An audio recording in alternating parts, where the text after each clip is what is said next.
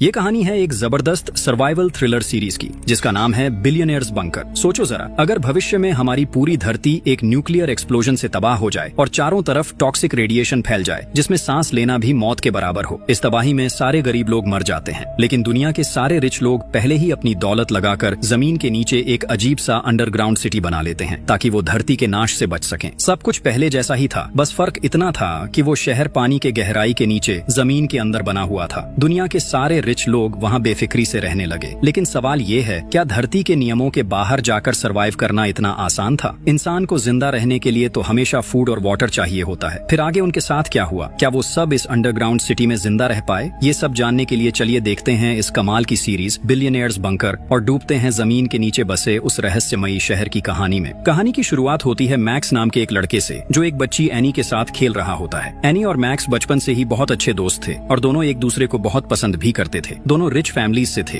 इसलिए उनके रिश्ते को लेकर किसी को कोई आपत्ति नहीं थी। बचपन से ही उन्होंने पढ़ाई से लेकर हर चीज साथ की थी। जैसे जैसे वो बड़े हुए, उनके बीच की दोस्ती प्यार में बदल गई। उनकी जिंदगी बहुत अच्छी चल रही थी। लेकिन एक रात जब बाहर तेज बारिश हो रही थी, मैक्स और एनी के साथ कुछ ऐसा हुआ जिसने सब कुछ बदल दिया। उस रात मैक्स और एनी अपने एक दोस्त की बर्थडे पार्टी में जा रहे थे, लेकिन रास्ते में मैक्स ने ड्रिंक्स कर ली थी और कुछ देर बाद उसने कार का कंट्रोल खो दिया। गाड़ी सीधा जाकर एक पेड़ से टकराई और भयानक एक्सीडेंट हो गया। इस हादसे में मैक्स किसी तरह बच गया, लेकिन एनी की मौत हो गई। इस घटना के बाद मैक्स को 3 साल की जेल हो गई। उसे ऐसी जेल में भेजा गया जहां कमजोर कैदियों पर बहुत जुल्म किए जाते थे। लेकिन मैक्स क्योंकि रिच बैकग्राउंड से था, वो ऐसे माहौल का आदी नहीं था, इसलिए शुरुआत में उसे काफी मुश्किलें झेलनी पड़ी। खुद को बचाने के लिए मैक्स ने वहां के हर कैदी को पैसे देकर अपने पक्ष में कर लिया ताकि कोई उसे टॉर्चर न करे। लेकिन धीरे धीरे मैक्स को एहसास हुआ कि उसकी लग्जूरियस लाइफस्टाइल ही उसकी जिंदगी की सबसे बड़ी गलती थी, क्योंकि पैसों की वजह से उसने कभी कुछ खुद नहीं किया था। हर चीज पैसों से करवाई थी, यानी बिना पैसे के उसकी जिंदगी की कोई पहचान ही नहीं थी। ये बात समझ आने के बाद मैक्स ने वहाँ के कैदियों को पैसे देना बंद कर दिया, और जैसे ही ऐसा हुआ, धीरे धीरे वहाँ के कैदी उसके खिलाफ हो गए। अब वो भी मैक्स पर वैसे ही टॉर्चर करने लगे जैसे बाकी कैदियों पर करते थे। वक्त बीतने के साथ ये जुल्म इतना बढ़ गया कि एक दिन उन्होंने मैक्स को वॉशिंग मशीन के अंदर बंद कर दिया। काफी देर बाद जब उसे बाहर निकाला गया तो मैक्स को लगा कि शायद आज वो मर जाएगा, लेकिन अगले ही पल उसे एहसास हुआ कि इतने टॉर्चर के बाद भी उसे कोई पेन महसूस नहीं हो रहा था। यहाँ रहते रहते जैसे उसके अंदर की सारी फीलिंग्स खत्म हो गई थी। अब उसके शरीर ने दर्द सहना सीख लिया था। ये समझकर मैक्स बहुत खुश हुआ। उसे एहसास हुआ कि अगर उसे सच में रियल लाइफ में सरवाइव करना है तो उसे एक डरे हुए इंसान की तरह नहीं, बल्कि एक सच्चे बहादुर आदमी की तरह जीना होगा। ये सोचते सोचते मैक्स ने खुद को तैयार करना शुरू कर दिया ताकि अब कोई भी कैदी उसकी तरफ हाथ उठाने की हिम्मत न करे। वो हर दिन ट्रेनिंग करने लगा और कुछ ही समय में मैक्स बेहद पावरफुल बन गया। धीरे धीरे मैक्स की फाइटिंग स्किल्स भी काफी बेहतर हो गईं। अब वो जेल के अंदर होने वाले फाइटिंग मैचेस में हिस्सा लेने लगा। वक्त के साथ उसकी स्किल्स इतनी शानदार हो गईं कि कोई भी उसके सामने लड़ने की हिम्मत नहीं करता था। इसी तरह देखते ही देखते 3 साल बीत गए। अब मैक्स जेल के अंदर बहुत फेमस हो चुका था। सब उसे जेल का सबसे बेहतरीन फाइटर मानते थे, और चूंकि अब उसके जेल में आने के 3 साल पूरे हो चुके थे, इसलिए उसकी सजा भी पूरी तरह खत्म हो गई थी। और आज का दिन था जब मैक्स को जेल से रिहा किया जाना था, इसलिए वहाँ सबने बहुत खुशी से सेलिब्रेट किया और मैक्स को विदाई दी। मैक्स मुस्कुराते हुए जेल के बाहर आया, जहाँ उसका फादर जेम्स उसका इंतजार कर रहा था। लेकिन जेम्स ने वहीं उसे कहा कि हम अभी अपने घर नहीं लौटेंगे, हमें एक स्पेशल जगह पर जाना होगा। उसने बताया कि इन 3 सालों में दुनिया बहुत बदल चुकी है। कई जगहों पर न्यूक्लियर वॉर्स शुरू हो गए हैं और खबर है कि जल्द ही पूरी दुनिया में न्यूक्लियर वॉर छिड़ जाएगा, जिससे धरती पूरी तरह तबाह हो सकती है। साधारण लोगों को इस बारे में कुछ भी पता नहीं था, लेकिन जेम्स बहुत अमीर इंसान था, इसलिए उसके पास देश की सारी गुप्त खबरें रहती थीं। फिलहाल सिर्फ रिच लोग ही ये जानते थे कि कुछ ही दिनों में पूरी दुनिया तबाह होने वाली है। इसी वजह से सारे अमीर लोग मिलकर धरती के नीचे एक बड़ा बंकर बना चुके थे, जहां वो अपने परिवारों के साथ रहने जा रहे थे। उस बंकर में हर सुविधा मौजूद थी, इसलिए वहां किसी को रहने या खाने की कोई परेशानी नहीं थी। वहां भी वो लग्जूरियस जिंदगी जी सकते थे। वो लोग अब उस बंकर में आराम से रह सकते थे और साथ ही धरती के विनाश से भी बच सकते थे। यहाँ तक कि वो उस बंकर के नीचे से धरती के नाश का पूरा नजारा भी देख सकते थे। जेम्स की ये बातें सुनकर मैक्स यकीन ही नहीं कर पा रहा था कि सिर्फ 3 सालों में दुनिया की हालत इतनी बदल चुकी है। फिर जेम्स ने अपने बेटे मैक्स को लेकर एक सीक्रेट हेलीकॉप्टर से उस गुप्त बंकर की ओर उड़ान भरी जो धरती के नीचे बनाया गया था। कुछ देर बाद जेम्स ने देखा कि वो बंकर सिर्फ जमीन के नीचे ही नहीं, बल्कि एक बहुत बड़ी नदी के बिल्कुल नीचे बना हुआ है। वो बंकर नदी की गहराई में बना हुआ था। उसे इतनी गहरी जगह पर बनाने का एक बड़ा कारण था ताकि जब पूरी दुनिया में न्यूक्लियर वॉर शुरू हो तब उसकी तबाही का असर वहां तक न पहुंच सके। इस तरह वहां रहने वाले लोग पूरी तरह सुरक्षित रहेंगे। जेम्स तब मैक्स को एक मॉडर्न एलिवेटर के जरिए पानी के अंदर बहुत गहराई तक ले जा रहा था। वो जगह इतनी गहरी थी कि वहां पहुंचने में काफी समय लग रहा था। आखिरकार जब वो बंकर के पास पहुंचे तो अंदर जाने से पहले मैक्स और जेम्स के पास मौजूद मोबाइल और बाकी इलेक्ट्रॉनिक डिवाइसेस सब ले लिए गए। वो सारे डिवाइसेस वहां की एक खास जगह पर जमा कर लिए गए। इसके बाद उन्हें एक स्पेशल यूनिफॉर्म दी गई और उनके हाथों में एक हेल्थ डिवाइस लगा दी गई। मैक्स ने वहां ज्यादा वक्त बर्बाद नहीं किया और सीधा अपनी माँ और दादी के पास चला गया क्योंकि बहुत दिनों से उसने उन्हें नहीं देखा था। मैक्स की माँ उसे देखकर बहुत इमोशनल हो गई। इसके बाद जेम्स ने मैक्स को पूरा बंकर घुमाकर दिखाया। वहां उनके जैसे कई और रिच फैमिलीज भी रह रही थी। इन्हीं में से एक परिवार था एनी का फैमिली, जिसे देखकर मैक्स हैरान रह गया। मैक्स जब एनी के पिता को देखता है तो वो तुरंत उनके पास जाकर दिल से माफी मांगता है। एनी के पिता उसे धैर्य देते हैं और कहते हैं कि उन्होंने उसे बहुत पहले ही माफ कर दिया था। इसके बाद एनी के पिता मैक्स और उसके परिवार को उसी दिन रात के डिनर पर अपने साथ इनवाइट करते हैं। उस रात दोनों फैमिलीज बहुत दिनों बाद साथ बैठकर डिनर करती हैं और माहौल बेहद खुश होता है। लेकिन वहाँ हम एनी की बहन एना को भी देखते हैं। एना अब तक मैक्स से बहुत नाराज थी क्योंकि उसी की वजह से उसकी बहन एनी की मौत हुई थी। एना उसे बहुत प्यार करती थी, इसलिए वो अपनी आंखों के सामने मैक्स को बिल्कुल बर्दाश्त नहीं कर पा रही थी। उसी समय वहाँ एक महिला केसी आती है जो अपनी टीम के साथ मौजूद थी। दरअसल केसी ही इस पूरे बंकर की ओनर थी। सभी रिच लोग उसे पैसे देकर इस बंकर में अपने सीट्स बुक करवा चुके थे। केसी वहाँ मौजूद सब लोगों को अपने टीम मेंबर्स से मिलवाती है और फिर सबकी ओर देखकर कहती है, आप सब वाकई बहुत भाग्यशाली हैं क्योंकि आपको यहाँ रहने का मौका मिला है। अगर आप बहुत अमीर न होते तो इस जगह की बुकिंग करना नामुमकिन था, इसलिए आप सब शायद न्यूक्लियर वॉर में धरती के नाश के समय मर जाते। लेकिन मेरे इस बंकर की वजह से आप सब बच जाएंगे। साथ ही पूरी धरती के खत्म हो जाने के बाद भी आप यहाँ आराम से सरवाइव कर पाएंगे। केसी की इन बातों से वहाँ मौजूद सब लोग सहमत हो जाते हैं। फिर उसी रात दिखाया जाता है कि एना एक जगह एक्सरसाइज कर रही थी। तभी वहाँ मैक्स उसके पास आता है। मैक्स वहीं दिल से माफी मांगता है और कहता है, तुम भरोसा करो एना, तुम लोग एनी को जितना प्यार करते थे मैं भी उसे उतना ही प्यार करता था। हम बचपन से साथ बड़े हुए, बड़े होकर एक दूसरे से प्यार किया, तो क्या मैं कभी जानबूझकर चाहूंगा कि मेरी पसंदीदा इंसान मेरी जिंदगी से चली जाए? उस दिन की सारी घटना एक एक्सीडेंट थी। फिर भी मैं तुमसे दिल से माफी मांग रहा हूँ क्योंकि मेरी वजह से तुमने अपनी बहन को खो दिया। लेकिन क्या तुम मुझे माफ नहीं कर सकती? फिर मैक्स आगे कहता है, मेरे पास तुम्हारी बहन की आखिरी याद है। ये कहते हुए वो एना को एनी का फोन देता है जो एक्सीडेंट के बाद से मैक्स के पास ही था। एना वो फोन लेते हुए कुछ नहीं कहती, बस अपनी बहन को याद करके चुप हो जाती है। एना एनी का फोन लेकर अपने रूम में चली जाती है। वो अपनी बहन का फोन खोलकर चेक करने लगती है जहाँ एनी और मैक्स के कुछ सुंदर पल के वीडियोस थे। एना वही वीडियोस देख रही होती है। तभी अचानक पूरे बंकर में वाइब्रेशन शुरू हो जाता है। पूरा बंकर जोर से हिलने लगता है और साथ ही इलेक्ट्रिसिटी में भी प्रॉब्लम आने लगती है। सब लोग घबराकर बाहर की ओर दौड़ पड़ते हैं। वो सब समझ जाते हैं कि उनके बंकर की सरफेस के ऊपर बहुत बड़ा एक्सप्लोजन हुआ है। इसी वजह से पूरा बंकर इतनी भयानक तरह से हिल गया था। फौरन एक माइक्रोफोन से सभी को बताया जाता है कि सब लोग ऊपर से नीचे वाले सरफेस पर चले जाएं। वहां जाने पर वो और ज्यादा सुरक्षित रहेंगे। उधर एना अपने परिवार को ढूंढते हुए देखती है कि उसके पिता एक बड़े मलबे के नीचे दबे हुए हैं। लेकिन मैक्स और जेम्स बहुत मेहनत से उसके पिता को वहां से निकाल लेते हैं। किसी तरह सब लोग वहां से निकलकर सीधे नीचे वाले फ्लोर पर पहुंच जाते हैं। वो जगह ही असली सेफ जोन थी। वहां बहुत सारे मॉनिटर्स लगे हुए थे जिनसे बाहर की सिचुएशन के बारे में पता चल सकता था। सबके सेफ जोन में पहुंचने के बाद केसी सबके सामने आती है। वो सबको देखकर कहती है, सबसे पहले परमाणु युद्ध की खबर हमारी एजेंसी ने ही दी थी और हमारी जानकारी पूरी तरह सही निकली है। दुनिया में परमाणु युद्ध शुरू हो चुका है, लेकिन हमारे इस बंकर की वजह से आप सब अभी भी सुरक्षित हैं। केसी इसके बाद वीडियो फुटेज दिखाने लगती है। केसी मॉनिटर्स के जरिए सबको बाहर की स्थिति दिखा रही होती है, कैसे बाहर की दुनिया धीरे धीरे तबाह हो रही है। वहाँ मौजूद सभी लोग लगभग पूरा एक दिन सेफ जोन के अंदर ही गुजार देते हैं। फिर जब हालात कुछ शांत हो जाते हैं, यानी चारों तरफ के एक्सप्लोजन्स रुक जाते हैं, तब केसी अपनी एक स्पेशल टीम को बुलाती है। वो उन्हें स्पेशल सूट पहनाकर बाहर की दुनिया में भेज देती है ताकि वो जाकर देख सकें कि वहाँ की स्थिति अब कैसी है और जो कुछ भी वो देखेंगे उसे यहाँ सबको दिखाया जा सके। वहाँ फुटेज में दिखता है वाकई में पूरी दुनिया तबाह हो चुकी थी। चारों ओर सिर्फ धूल ही धूल दिख रही थी। परमाणु बम की टॉक्सिक रेडिएशन चारों तरफ फैल चुकी थी। अगर कोई बिना सही प्रोटेक्शन के बाहर जाएगा तो उसकी मौत पक्की है। अब कैमरे में दिखता है लूकस नाम का एक मेंबर। वो अपनी स्पेशल टीम में था। वो एक कार का इंजन चेक कर रहा था। तभी उसने एक लोहे का टुकड़ा देखा। वो उसे हाथ से छू लेता है। फौरन उसके ग्लव्स पिघल जाते हैं और उसका हाथ बुरी तरह जल जाता है। इससे वहाँ का माहौल और भी खतरनाक लगने लगता है। लूकस दर्द से पागलों की तरह इधर उधर भागने लगता है। मतलब रेडिएशन की मात्रा वहाँ इतनी ज्यादा थी कि लोहा तक आग की तरह गर्म हो गया था। लूकस की हालत देखकर बाकी टीम मेंबर्स उसे जल्दी से लेकर बंकर के अंदर आ जाते हैं। अब सब लोग इसी बात को लेकर आपस में चर्चा करने लगते हैं, क्योंकि बाहर की दुनिया में बहुत खतरनाक रेडिएशन फैल चुका है। अब चाहे भी तो कोई बाहर नहीं जा सकता, लेकिन बंकर के अंदर भी क्या जिंदगी भर रहना मुमकिन है? कोई नहीं सोच पा रहा था कि उन्हें वहाँ कितने महीने या शायद कितने साल तक रहना पड़ेगा। सबको अब बंकर के नीचे ही रहना था। ये सोच कर सब बहुत अपसेट थे।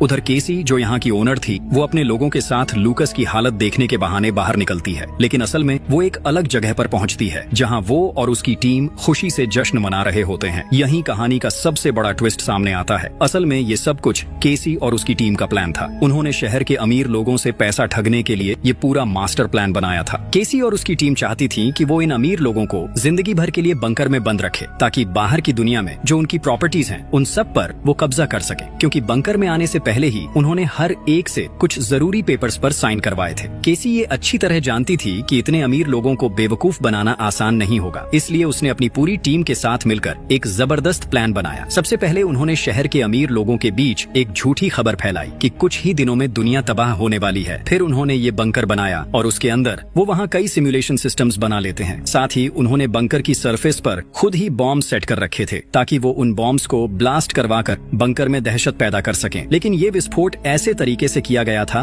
कि किसी को ज्यादा नुकसान न हो। जो वीडियोस उन्होंने लोगों को दिखाई थी, वो असल में एडवांस्ड एआई सिस्टम से बनाए गए थे, और उनके इन सारे प्लान्स में वो कामयाब भी हो जाते हैं, क्योंकि अब सब लोग उनकी बात मानकर बंकर में ही रहना चाहते हैं। अब दूसरी तरफ हम एना को देखते हैं। एना जब बंकर के एक टॉयलेट में होती है, तभी उसे पास वाले कमरे से एक अजीब सी आवाज सुनाई देती है। उसे लगता है जैसे कोई वहाँ गिर गया हो। एना जल्दी से बाहर निकलती है और पास वाले कमरे का दरवाजा जोर से धक्का देकर खोल देती है। अंदर जाकर वो देखती है एक लड़की खुद को खत्म करने की कोशिश कर रही है। एना ये देखकर बुरी तरह डर जाती है। वो भागकर उस लड़की को पकड़ लेती है और उसके गले में बंधी रस्सी काट देती है। किसी तरह वो उसकी जान बचा लेती है। असल में बंकर में जितने भी लोग थे, वो सब अंदर ही अंदर बहुत परेशान थे। ये सब लोग अमीर थे, लेकिन अब दुनिया के तबाह हो जाने के बाद उनका सब कुछ खत्म हो चुका है। उनके घर, गाड़ियाँ, पैसा, कुछ भी नहीं बचा। पहले बाहर की दुनिया में जिन पावर्स के साथ वो जीते थे, अब चाहकर भी वो कुछ नहीं कर सकते। वो अब बिल्कुल खाली हाथ हो गए थे। यही वजह थी कि ये लड़की ये सब सह नहीं पाई और खुद को खत्म करने की कोशिश कर रही थी। लेकिन सिर्फ वही नहीं, यहाँ के लगभग सभी लोग इस माहौल के साथ खुद को ढाल नहीं पा रहे थे। सब बहुत डिप्रेस्ड हो गए थे। अब सरफेस लगभग ठीक हो चुका था, इसलिए केसी सबको कहती है कि अब किसी को चिंता करने की जरूरत नहीं है। वो सब बंकर में आराम से सरवाइव कर सकते हैं। इसके बाद केसी अपनी टीम से मिलने जाती है। वहाँ लूकास अपने टीम मेंबर्स के साथ होता है, जो उसे मेकअप करवा रहे थे, ताकि बाकी लोगों को दिखाया जा सके कि बाहर जाने के बाद लूकास के साथ क्या हुआ। उधर हम जेम्स और उसकी वाइफ को देखते हैं। दोनों के बीच अब झगड़ा शुरू हो गया था। असल में जेम्स एक बहुत अमीर बिजनेसमैन था और वो हमेशा अपनी मर्जी से ही जीता था।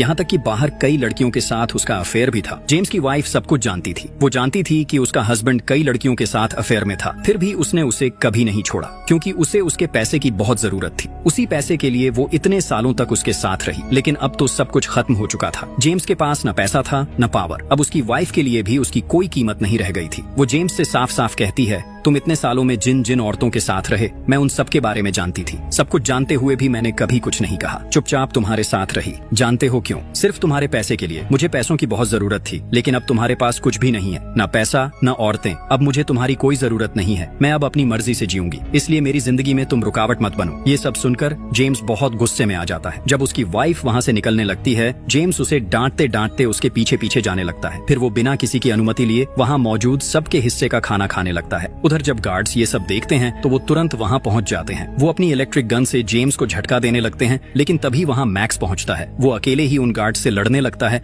ताकि अपने पिता को बचा सके। तभी सही समय पर केसी वहाँ पहुँच जाती है। वो खुद सामने आकर सबकी प्रॉब्लम सॉल्व कर देती है। दूसरी तरफ हम एना के पेरेंट्स को देखते हैं। यहाँ पता चलता है कि एना के पिता का नाम हावर्ड है। जेम्स और उसकी वाइफ की तरह हावर्ड और उसकी वाइफ के रिश्ते भी ज्यादा अच्छे नहीं थे। दोनों के बीच भी अक्सर झगड़े होते रहते थे। हावर्ड और उसकी वाइफ आपस में झगड़ रहे थे। असल में हावर्ड की वाइफ एक बहुत गरीब परिवार से थी और उम्र में हावर्ड से काफी छोटी थी, लेकिन उसने हावर्ड की दौलत और पावर देखकर उससे शादी कर ली थी। कई साल साथ रहने के बाद भी वो उसे दिल से कभी प्यार नहीं कर पाई। उधर हम मिली नाम की एक लड़की को देखते हैं। उसके पास कुछ गार्ड्स आते हैं। वो मिली से कहते हैं कि उन्हें पता चला है उसका ब्लड ग्रुप AB नेगेटिव है, इसलिए अब उन्हें उसकी बहुत जरूरत है। लूकास बहुत बीमार था। रेडिएशन की वजह से उसका शरीर बुरी तरह जल गया था, इसलिए अब मिली ही उसकी मदद कर सकती थी। असल असल में केसी के लोग मिली और बाकी सभी को बताते हैं कि रेडिएशन की वजह से लूकस का आधा खून खराब हो चुका है और उसे बचाने के लिए AB नेगेटिव ब्लड की जरूरत है। इसलिए वो मिली समेत 2 और लोगों को लेकर एक जगह पहुंचते हैं। फिर उन्हें लूकस के पास ले जाया जाता है। लूकस को पहले से मेकअप करा के बिल्कुल रेडी किया गया था। यहाँ तक कि उन तीनों को वहाँ लाना भी केसी और उसकी टीम की योजना का हिस्सा था। ये पूरा प्लान इसलिए बनाया गया था ताकि सब लोग अपनी आंखों से लूकस की हालत देख सकें और जाकर बाकी लोगों को ये बात बताए जिससे सब डर जाए और कोई भी बाहर जाने की कोशिश न करे। मिली जब वहाँ लूकस को देखने आती है तो उसे सच में लगता है कि उसकी हालत बहुत खराब है। थोड़ी देर बाद लूकस वहीं मरने का नाटक करता है। सबको बता दिया जाता है कि लूकस मर गया है। लूकस की ऐसी हालत देखकर मिली बहुत इमोशनल हो जाती है। अब धीरे धीरे केसी और उसकी टीम का पूरा प्लान सामने आने लगता है। केसी और उसकी टीम अपने प्लान में काफी हद तक सफल हो चुकी थी। उसकी टीम में जैक नाम का एक लड़का भी था जो असल में केसी का अपना भाई था। जैक बहुत बीमार रहता था, इसलिए केसी हमेशा उसे अपने पास रखती थी। अब केसी अपनी टीम से कहती है, अब समय आ गया है हमारे प्लान के अगले स्टेप पर जाने का। वो सबको बताने लगती है कि उसने हार्वर्ड के बारे में सारी जानकारी कैसे जुटाई। असल में हार्वर्ड जिस परिवार में पैदा हुआ था वो पहले से ही बहुत अमीर फैमिली थी। बचपन के बाद धीरे धीरे हार्वर्ड ने अपने फैमिली बिजनेस की देखभाल शुरू कर दी थी। हार्वर्ड के पास पैसों की कोई कमी नहीं थी। बहुत कम समय में वो एक सफल बिजनेसमैन बन गया। धीरे धीरे उसने करीब 60 कंपनियों का मालिक बन गया। हर कंपनी से उसे इतना पैसा मिलने लगा कि उसका नाम दुनिया के 10 सबसे अमीर लोगों में शामिल हो गया। केसी अमीर लोगों से बहुत नफरत करती थी। वो बचपन से देखती आई थी कि अमीर लोग गरीबों पर कैसे जुल्म करते हैं। इसीलिए उसने खुद की एक टीम बनाई जिसमें ज्यादातर गरीब घरों के लोग थे, क्योंकि वही लोग उसकी सोच को समझ सकते थे और उसके साथ ईमानदारी से काम कर सकते थे। केसी और उसकी टीम का प्लान साफ था। वो सारे अमीर लोगों को बंकर में बंद रखेंगे और बाहर जो उनकी प्रॉपर्टी और पैसा है वो सब गरीबों में बांट देंगे, ताकि अमीर और गरीब के बीच का फर्क थोड़ा कम हो जाए और गरीब लोगों को अब कभी छोटा महसूस न करना पड़े। केसी को पता था कि अगर वो दुनिया के खत्म होने का प्लान बनाएगी तो अमीर लोग कभी गरीबों के बारे में नहीं सोचेंगे, वो सिर्फ अपने आप को बचाने की कोशिश करेंगे। इसलिए केसी और उसकी टीम ने सबसे पहले हार्वर्ड को निशाना बनाया। उनका प्लान था कि हार्वर्ड की सारी प्रॉपर्टी और पैसा गरीब लोगों में बांट दिया जाए। अब उन्हें ये पता लगाना था कि हार्वर्ड का पैसा कहाँ कहाँ रखा है, तो उन्होंने उसी के हिसाब से अपना काम शुरू कर दिया। केसी सबको बुलाकर कहती है, दुनिया अब पूरी तरह खत्म हो चुकी है। हमारे पास अब बहुत कम खाना और पानी बचा है, लेकिन कल रात जेम्स ने बिना किसी की अनुमति के सबके हिस्से का खाना खुद ही खा लिया। इसलिए अब से सबको थोड़ा थोड़ा खाना मिलेगा, वरना बहुत जल्दी हमारा सारा स्टॉक खत्म हो जाएगा। असल में केसी ये बातें इसलिए कह रही थी ताकि सब लोग सिचुएशन को और ज्यादा सीरियस समझें। वो चाहती थी कि सबको सच में लगे कि दुनिया तबाह हो चुकी है और अब उन्हें अपने खाने पानी को लेकर बहुत सावधानी से जीना होगा। अब वो सबके सामने मैक्स पर चिल्लाने लगती है। वो उसे गालियां देती है क्योंकि मैक्स ने पिछली रात गार्ड्स पर हाथ उठाया था। उसने गार्ड्स को मारकर उनसे एक शॉटगन छीन ली थी जिससे इलेक्ट्रिक शॉक दिया जा सकता था। केसी गुस्से में मैक्स से कहती है, वो गन तुरंत वापस कर दो। फिर सीन बदलता है। हम केसी और उसकी टीम को देखते हैं जो सबको कैद करने से पहले प्लान बना रहे थे। उनका प्लान ऐसा बनाया गया था कि जब इन अमीर लोगों को यहाँ लाया जाए तो उनके गायब होने के बाद भी किसी को इस बात का शक न हो। असल में बंकर में बंद करने से पहले केसी और उसकी टीम ने हर व्यक्ति का एक एक AI क्लोन तैयार कर लिया था, वो भी बहुत एडवांस टेक्नोलॉजी से। जब ये लोग बंकर में आए तो उनसे उनके मोबाइल फोन्स और बाकी डिवाइसेस ले लिए गए। असल में वही मोबाइल्स उनका असली हथियार थे, क्योंकि उन्हीं फोन्स में सबके सोशल मीडिया अकाउंट्स मौजूद थे। अब केसी की टीम उन्हीं अकाउंट्स को इस्तेमाल करके बाहर की दुनिया में ये दिखा रही थी कि सब लोग अभी भी जिंदा हैं और नॉर्मल लाइफ जी रहे हैं। वो लोग लगातार हर किसी का AI वीडियो बनाते रहे और वो वीडियो रोज सोशल मीडिया पर अपलोड किए जाते थे। लोगों को दिखाने के लिए कहा जाता था कि वो सब वेकेशन पर हैं, कि वो अपने परिवार के साथ अच्छा वक्त बिता रहे हैं। लोगों से कहा गया, जब तक हम खुद कांटेक्ट नहीं करते तब तक हमें परेशान मत करो। इस तरह बाहर के लोग उन्हें ढूंढना बंद कर देंगे और जितना ज्यादा ये बात फैलती उतना ही केसी का प्लान सफल होता गया। केसी और उसकी टीम के पास जो मोबाइल फोन्स थे वो सब लगातार एक्टिव रखे गए। उन अकाउंट से रोज नए फेक अपडेट्स और वीडियोस डाल दिए जाते थे। इस तरह बाहर की दुनिया को लगता रहा कि सब नॉर्मल है और केसी का पूरा झांसा कामयाब होता रहा। वो फोन्स हमेशा एक्टिव रखे गए थे। जब भी किसी फोन पर कॉल या मैसेज आता तो उनका AI सिस्टम अपने आप रिप्लाई दे देता था। अगर कोई कॉल करता तो AI सिस्टम उसी व्यक्ति की वॉइस कॉपी कर लेता था और उसकी आवाज में सामने वाले से बात करता था। इसी AI सिस्टम की मदद से केसी अपना पूरा प्लान सफल बना रही थी। आज भी जब सबके फोन्स AI सिस्टम से कनेक्टेड थे तभी हार्वर्ड के फोन पर स्टैन नाम के एक आदमी का कॉल आता है। स्टैन हार्वर्ड का बिजनेस पार्टनर था। वो लगभग हर दिन हार्वर्ड को फोन करता था, लेकिन आज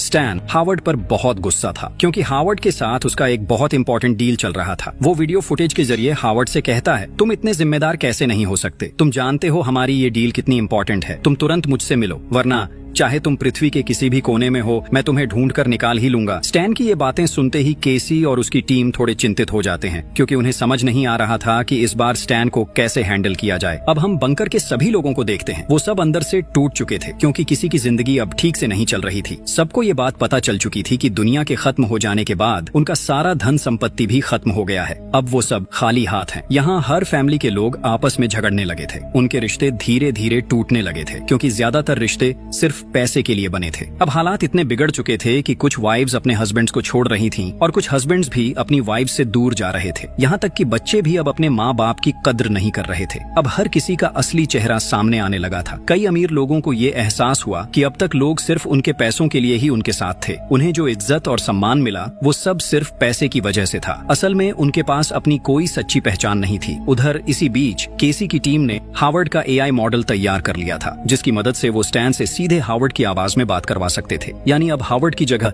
एआई ही बात करेगा। तो वो लोग अपना सिस्टम चालू करते हैं और स्टैन को वीडियो कॉल करते हैं। फिर हावर्ड का एआई मॉडल एक्टिवेट कर दिया जाता है। इसके बाद वो एआई मॉडल स्टैन से बात करना शुरू करता है। अब केसी की टीम एआई के जरिए स्टैन से बातचीत करती है और उन्हें पता चलता है कि कुछ महीने पहले स्टैन और हावर्ड ने एक पार्टी में बहुत बड़ा प्लान बनाया था। दोनों ने तय किया था कि उनके पास जितना भी ब्लैक मनी है उसे इस्तेमाल करके वो एक बहुत बड़ी कंपनी खोलेंगे, और उनका वो प्लान पूरी तरह तैयार भी हो चुका था। लेकिन तभी अचानक हावर्ड गायब हो गया। इसी वजह से स्टैन उसे बार बार फोन कर रहा था। केसी ने हावर्ड के एआई मॉडल के जरिए चालाकी से स्टैन से ये भी पता लगा लिया कि जिस ब्लैक मनी की बात वो कर रहे थे वो दरअसल कहाँ रखी है। उन्हें पता चलता है कि वो पैसा हावर्ड के घर के एक सीक्रेट जगह पर छुपा हुआ है, जिसे एक पासवर्ड से खोला जा सकता है। लेकिन वो पासवर्ड सिर्फ असली हावर्ड को ही पता है। अब केसी अपनी पूरी टीम के साथ प्लान बनाती है कि किसी भी तरह उन्हें वो पासवर्ड पता लगाना ही होगा। अब उनका प्लान साफ था। वो अपनी बातों में फंसाकर हावर्ड से उसका सीक्रेट पासवर्ड निकलवाएंगे। फिर उसी पासवर्ड का इस्तेमाल करके हावर्ड और स्टैन के सारे ब्लैक मनी पर कब्जा कर लेंगे और उस पैसे को बांटकर गरीब लोगों में दे देंगे। इसके बाद केसी एक जगह अकेली बैठी होती है, थोड़ी उदास। वो अपने बचपन की बातें सोच रही होती है। जब केसी सिर्फ 12 साल की थी, वो अपने भाई जैक के साथ एक स्कूल में पढ़ती थी। उस स्कूल के ज्यादातर बच्चे अमीर घरों के थे, लेकिन जब केसी अपने भाई जैक के साथ वहाँ जाती तो वो अमीर बच्चे हमेशा उन्हें चिढ़ाते थे, उन्हें छोटे लोग कहकर नीचा दिखाते थे। वो दोनों भाई बहन को हमेशा गरीब कहकर अपमानित करते थे। हालांकि केसी और उसका भाई जैक बहुत टैलेंटेड स्टूडेंट्स थे, लेकिन गरीब होने की वजह से उनकी मेहनत और हुनर की कभी कद्र नहीं हुई। ऊपर से उनके पिता की आर्थिक हालत भी बहुत खराब थी। एक दिन केसी की माँ एक छोटा सा खत लिखकर उसे और जैक को छोड़कर चली गई। उनके पिता पहले से ही नशे के आदी थे, इसलिए उस दिन के बाद केसी और जैक के पास कोई नहीं बचा। वो दोनों सिर्फ एक दूसरे का सहारा बनकर बड़े हुए। कम उम्र में ही उन्हें ये समझ आ गया था कि उनका भविष्य कोई और नहीं बनाएगा, उन्हें खुद ही अपने लिए रास्ता बनाना होगा। इसलिए उसी वक्त से दोनों भाई बहन ने कड़ी मेहनत शुरू कर दी। वो अपनी पढ़ाई में और ज्यादा ध्यान देने लगे। धीरे धीरे दोनों ने कई डिग्रीज हासिल कर ली। फिर एक समय आया जब दोनों ने मिलकर काफी रिसर्च की और अपना खुद का एआई आर्टिफिशियल इंटेलिजेंस सिस्टम बना लिया। तब उन्हें लगा कि अब वो अपनी जिंदगी में कुछ बड़ा कर पाएंगे। लेकिन बहुत जल्द उन्हें एहसास हुआ कि इस दुनिया में पैसे और पावर के बिना कुछ भी हासिल नहीं किया जा सकता। उन्होंने भले ही सबसे एडवांस्ड एआई मॉडल बना लिया था, उनके पास पैसे नहीं थे, इसलिए वो अपने एआई को मार्केट में लॉन्च नहीं कर पा रहे थे और न ही लोगों के सामने अपना काम दिखा पा रहे थे। इसलिए उन्होंने कई कंपनियों से फंड मांगा ताकि वो अपने एआई को दुनिया के सामने पेश कर सकें। लेकिन उस वक्त किसी ने उनका साथ नहीं दिया। उल्टा सबने उनके काम को मजाक समझा और उन्हें नीचा दिखाया। कुछ कंपनियां जो फंड देने को तैयार हुई, वो भी बिजनेस का ज्यादातर हिस्सा अपने नाम करना चाहती थी। धीरे धीरे केसी की हालत ऐसी हो गई जैसे उसकी पीठ दीवार से लग गई हो। एक वक्त पर उसे एहसास हुआ कि इस दुनिया में पैसे के बिना मेहनत और हुनर की कोई कीमत नहीं होती। केसी को अब ये समझ आ गया था कि अमीर लोग कभी भी उसके जैसे लोगों को ऊपर नहीं आने देंगे। उधर अमीरों के बच्चे कुछ किए बिना ही सिर्फ अपने पैसों की ताकत से बड़ी बड़ी कंपनियों के मालिक बन रहे थे। समाज में जो अमीर थे वो और ज्यादा अमीर होते जा रहे थे और जो गरीब थे उन्हें और नीचे धकेला जा रहा था। इस नाइंसाफी को केसी अब और सह नहीं पा रही थी। इसलिए उसने ठान लिया कि वो समाज के हर गरीब इंसान की मदद करेगी और इसके लिए वो और उसका भाई जैक अपने बनाए हुए एआई सिस्टम के जरिए इस प्लान को सफल बनाना चाहते थे। और प्लान के मुताबिक उन्होंने बिल्कुल वैसा ही किया। केसी ने अपने प्लान को सफल बनाने के लिए ऐसे ही लोगों को अपनी टीम में शामिल किया जो उसके और उसके भाई की तरह बहुत टैलेंटेड थे, लेकिन पैसे की कमी की वजह से किसी ने उनके टैलेंट की कद्र नहीं की थी। उनमें से ज्यादातर लोग भी अपनी जिंदगी में कभी न कभी किसी अमीर इंसान द्वारा अपमानित हुए थे। इसी तरह केसी ने अब तक अपना पूरा प्लान चलाया। अब हम केसी को फिर से देखते हैं। वो अपनी टीम से कहती है, मेरे दिमाग में एक आइडिया आया है। मुझे अब समझ में आ गया है कि मैं हावर्ड से उसका पासवर्ड कैसे निकलवा सकती हूँ। केसी अब जान चुकी थी कि हावर्ड से पासवर्ड कैसे निकलवाना है। उसने तय किया कि वो हावर्ड को वही देगी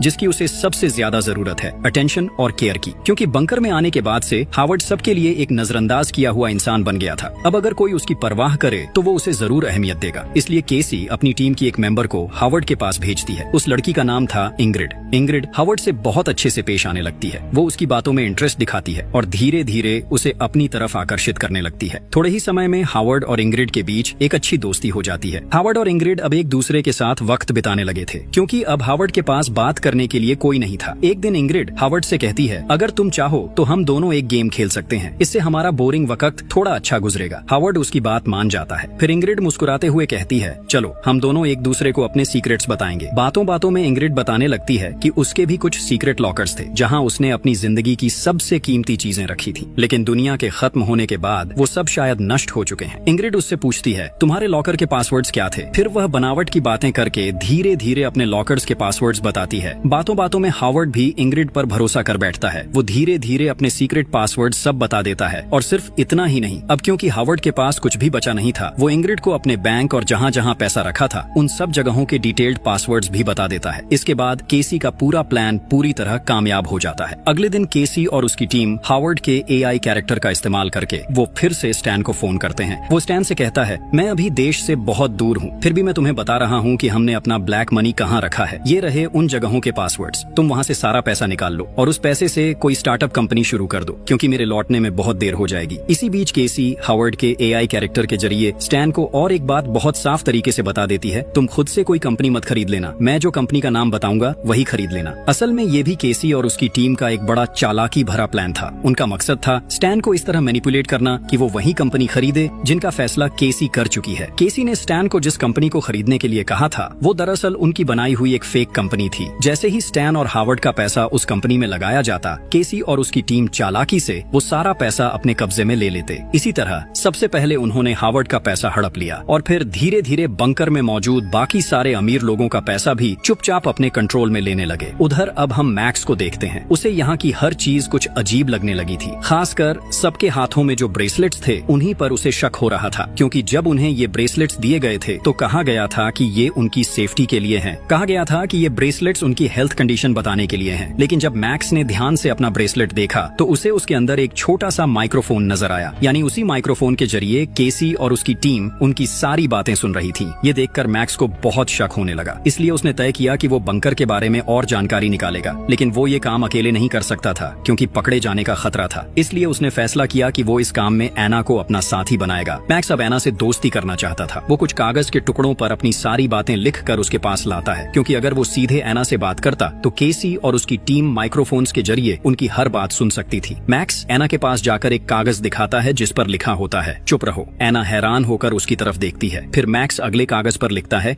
कि यहाँ आने के बाद से उसे कई बातें अजीब लगी हैं। वो ये भी बताता है कि जो ब्रेसलेट उन्हें हेल्थ डिवाइस के नाम पर दिया गया था उसके अंदर असल में एक माइक्रोफोन लगा है। मैक्स एना को बताता है कि उनकी हर बातचीत सुनी जा रही है। फिर वो ये भी कहता है, यहाँ कोई भी ये बात पक्के तौर पर नहीं कह सकता कि सच में दुनिया में परमाणु युद्ध हुआ है या पूरी दुनिया तबाह हो चुकी है। जो कुछ भी हम देख रहे हैं वो सब हमें केसी और उसकी टीम ही दिखा रही है। ऐसा भी तो हो सकता है कि वो हमें धोखा दे रहे हों। मैक्स कहता है कि अगर सच जानना है तो उन्हें बहुत सोच समझकर प्लान बनाना होगा। इसके लिए उसे एना की मदद की जरूरत है। फिर मैक्स एना से कहता है, तुम्हें अब मेरे साथ प्यार का नाटक करना होगा ताकि किसी को हम पर शक ना हो। केसी और उसकी टीम को अब लगने लगा कि मैक्स और एना के बीच कुछ चल रहा है। उनकी पूरी टीम दोनों पर नजर रख रही थी, लेकिन वो समझ नहीं पा रहे थे कि ये दोनों आखिर किस बात पर चर्चा कर रहे हैं। उन्हें सिर्फ एक बात पर शक हुआ। कल तक एना मैक्स को देखना भी पसंद नहीं करती थी, क्योंकि उसी की वजह से उसकी प्यारी बहन एनी की मौत हुई थी। और अब अचानक वो दोनों इतने करीब कैसे आ गए। उधर मैक्स एना से कहता है, हमें सबसे पहले इस बंकर के सिस्टम और इलेक्ट्रिसिटी लाइंस को बंद करना होगा। मैक्स ने एक प्लान बनाया ताकि पूरा बंकर अंधेरे में डूब जाए। अंधेरे का फायदा उठाकर वो दोनों बाहर जाकर देख सकें कि सच में दुनिया तबाह हुई है या नहीं। लेकिन बाहर जाना बहुत रिस्की था, इसलिए उनके पास सेफ्टी सूट होना जरूरी था। मैक्स ने अना को काम दिया कि जब सब कुछ अंधेरा हो जाए तो वो 2 सेफ्टी सूट चुरा कर ले आए। तब तक मैक्स बंकर के सिस्टम रूम को ढूंढ लेगा। इसके बाद अपने अगले प्लान के लिए उसने अना को अपने रूम में बुला लिया। मैक्स वहां जाकर बहुत जोर से रोमांटिक म्यूजिक प्ले कर देता है ताकि वो बिना झिझक अपने प्लान के बारे में खुलकर बात कर सकें। मैक्स मैक्स और आना सोचते हैं कि जल्दी ही वो इंटीमेट हो सकते हैं, इसलिए केसी की टीम उन पर ज्यादा ध्यान नहीं देगी। इसी बीच मैक्स आना को अपने कमरे में दिखाता है कि वहाँ एक सीक्रेट एग्जिट गेट है, यानी अब उन्हें बंकर के अंदर एक डिस्ट्रैक्शन बनानी होगी ताकि सारे गार्ड्स दरवाजों से हट जाएं। उनके पास एक आइडिया था। एना मैक्स से कहती है कि वो कभी केमिस्ट्री की स्टूडेंट थी, उसके पास अब कुछ केमिकल्स हैं जिनसे वो एक छोटी बॉम्ब बना सकती है और उस बॉम्ब से शायद वो डिस्ट्रैक्शन बना पाएगी। दूसरी तरफ केसी हावर्ड के एआई मॉडल ने स्टैन को कुछ कहा। स्टैन उसी बात पर सीधे बैंक जाकर उस कंपनी को देखने चला गया, लेकिन कंपनी देखकर उसे अच्छा महसूस नहीं हुआ, इसलिए उसने हावर्ड को वीडियो कॉल कर बताया कि कंपनी उसे ज्यादा पसंद नहीं आई। स्टैन की बात सुनकर केसी अपने प्लान के मुताबिक उस कंपनी में अपनी टीम मेंबर लूकस को भेजती है। वो लूकस को हावर्ड से भी बड़ा इन्वेस्टर बनाकर पेश करती है। लूकस वही व्यक्ति था जिसने पहले रेडिएशन से झुलसकर मरने का नाटक किया था। अब केसी लूकस से कहती है कि स्टैन के सामने कंपनी की रेट और शेयर्स बढ़ा चढ़ा कर दिखाए, ताकि स्टैन सोचे कि कंपनी की कीमत बहुत ज्यादा है और लालच में आकर उसे खरीदना चाहेगा, क्योंकि बाद में उसे इस कंपनी से बहुत प्रॉफिट मिलने वाला है। अना अपनी प्लान पर काम करने लगती है। दूसरी तरफ मैक्स काफी खोजबीन के बाद बंकर का कंट्रोल रूम ढूंढ लेता है और वहाँ का सिस्टम बंद कर देता है। इससे तुरंत हावर्ड का एआई मॉडल भी बंद हो जाता है और स्टैन के साथ उसकी वीडियो कॉल भी कट जाती है। अब स्टैन समझ नहीं पा रहा था कि उसे उस कंपनी को खरीदना चाहिए या नहीं। कुछ देर बाद मैक्स और आना अपने प्लान के मुताबिक सारे सिस्टम्स फिर से चालू कर देते हैं, क्योंकि उनका प्लान पूरा हो चुका था।